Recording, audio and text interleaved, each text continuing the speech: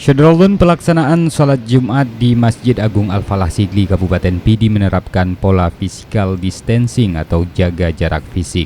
Penerapan jarak fisik ini berlaku pada saf sholat seiring melonjaknya kasus COVID-19 di Pidi. Setiap jamaah Syedrolun diberikan jarak hampir setengah meter, di mana pada bagian lantai masjid ikut ditempelkan stiker pembatas.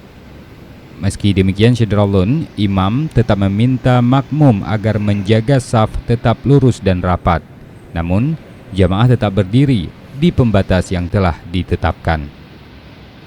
Dari Sigli, Muhammad Nazar, Serambi On TV.